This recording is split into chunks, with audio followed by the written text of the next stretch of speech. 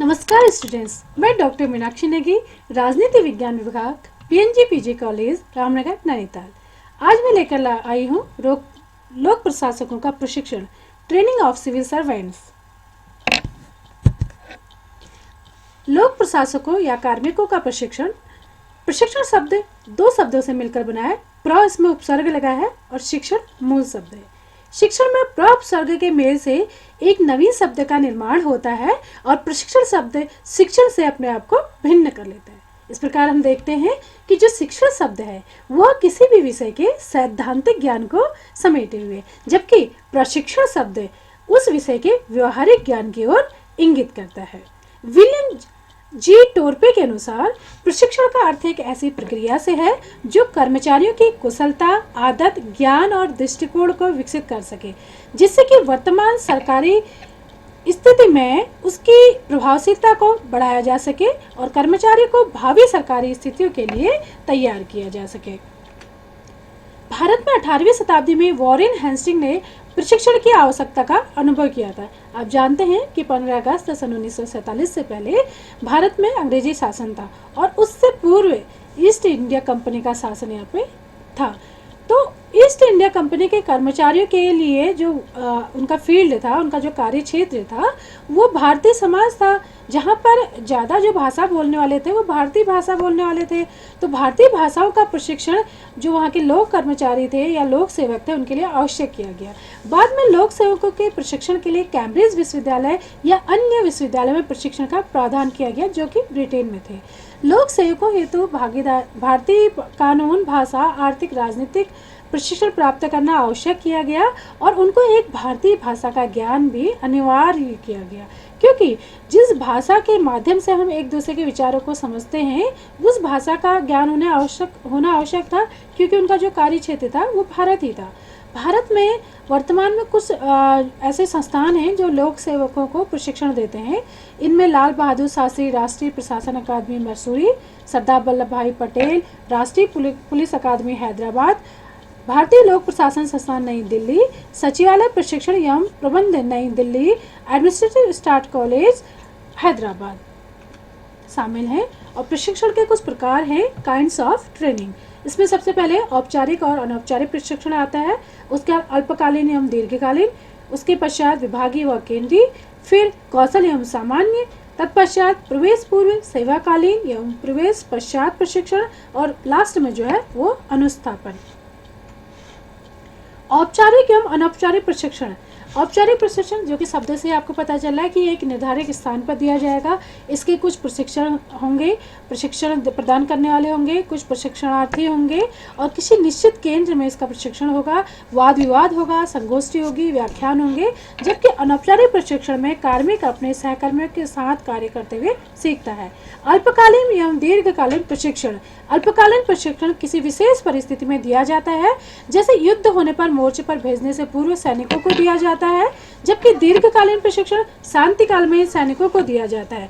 अल्पकालीन प्रशिक्षण में आप देख सकते हैं कि वर्तमान में जो कोविड-19 इसके विषय में पूर्व में भारतीय समाज में किसी को भी पता नहीं था और इस तरीके का प्रशिक्षण तत्काल दिया गया था। जबकि दीर्घकालीन प्रशिक्षण में जो आप बीटेक की डिग्री है या मेडिकल की डिग्री है उसको भी ले सकते हैं। विभागीय और केंद्रीय प्रशिक्षण। विभाग या कार्यालय के अंदर अनुभवी विभागीय अधिकारियों द्वारा जब प्रशिक्षण दिया जाता है तो विभागीय प्रशिक्षण कहलाता है। इसके अलावा जटिल और उच्च स्तर के कार्य करने के लिए जो प्रशिक्षण दिया जाता है वो केंद्रीय कार्यालय में दिया जाता है। कौशल और सामान्य प्रशिक्षण। कौशल विकास जैसे पुलिस वालों को दिया जाता है अपराधियों की खोज करने के लिए या क्राइम की पहचान के लिए, जबकि सामान्य प्रशिक्षण कार्य निष्पादन को सुगम बनाने के लिए दिया जाता है और ये शांति काल में दिया जाता है, जैसे सामाजिक, राजनीतिक एवं आर्थिक ज्ञान पुलिस की ट्रेनिंग में दी जाती है। उसके पश्चात आता है प्रवेश पूर्व, सेवाकालीन एवं प्रवेश पश्चात प्रशिक्षण। प्रवेश पूर्व प्रशिक्षण नियुक्ति से पूर्व दिया जाता है, जैसे मेडिकल या इंजीनियरिंग की जो हमने पहले ही बताया था। सेवाकालीन प्रशिक्षण में नवीन ओरिएंटेशन प्रोग्राम और प्रमोशन के लिए प्रशिक्षण दिया जाता है।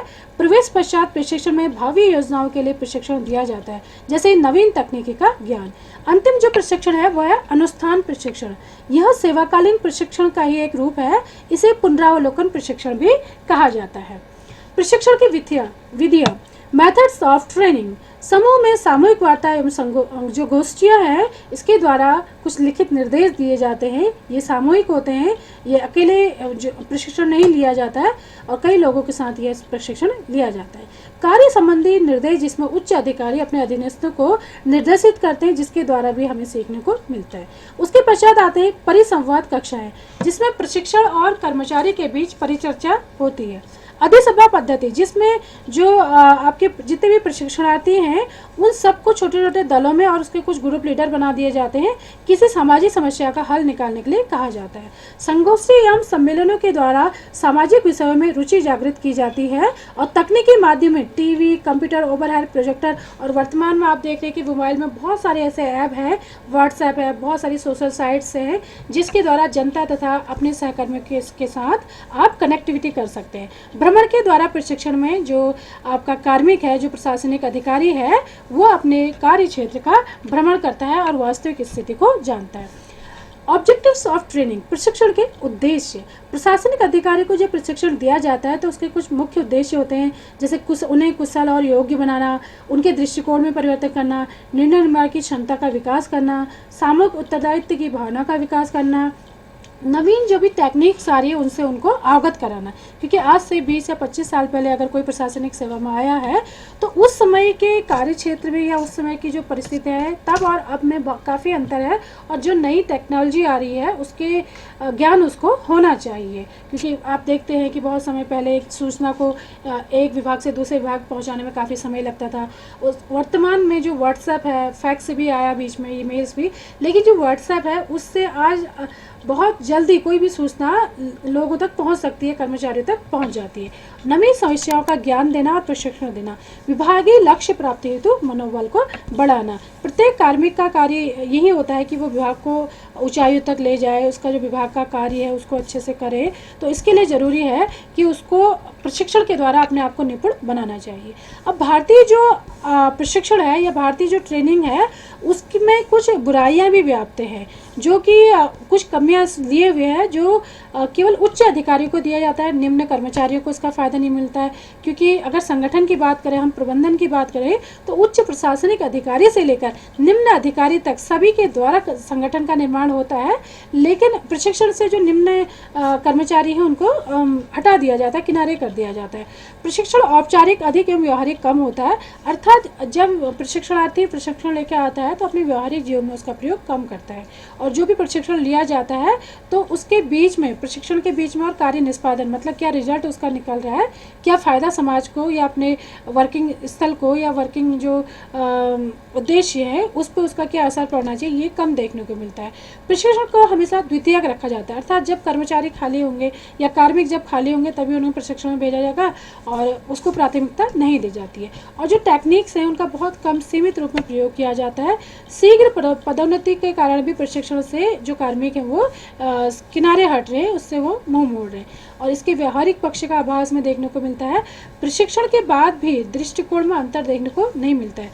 जो भी प्रशासनिक अधिकारी हैं वो प्रशिक्षण तो ले लेते हैं, लेकिन फिर भी उसका प्रभाव उनके व्यवहारिक जीवन में देखने को नहीं मिलता है। इस प्रकार हम देखते हैं कि प्रशिक्षण जो है किसी भी को, चाहे वो कार्मिक है या फिर जो हम करके सीखते हैं, एक सामान्य नागरिक या सामान्य इंसान भी कई सारी चीज़ें प्रैक्टिकली करके सीखता है। अगर हम राइटिंग स्किल अपना ले लें या टाइपिंग स्किल को ही हम ले लें, पहली बार हम टाइपिंग कर रहे हैं तो हमें कुछ ना कुछ प्रॉब्लम हो गई, या टेक्निकल वर्क बहुत पहली बार हम कर रहे हैं, कुछ ना कुछ प्रॉब्लम होगी, लेकिन जैसे जैसे हम उसको अपने व्यवहारिक जीवन में लागू करते हैं वो काम हमारे लिए बाद में बहुत आसान हो जाता है। जैसे आप स्मार्टफोन को ले लीजिए, आज हर किसी के हाथ में स्मार्टफोन है, तो शुरू में इसको हैंडल करने में प्रॉब्लम होती थी, लेकिन आज आराम से इसको एक छोटा बच्चा भी हैंडल कर ले रहा है। तो उसी तरीके से जब प्रशिक्षण लेके कोई भी प्रशासनिक अधिकारी आता है तो उसका प्रभाव उसके व्यवहारिक जीवन में, उसके कार्य क्षेत्र में देखने को मिलना चाहिए।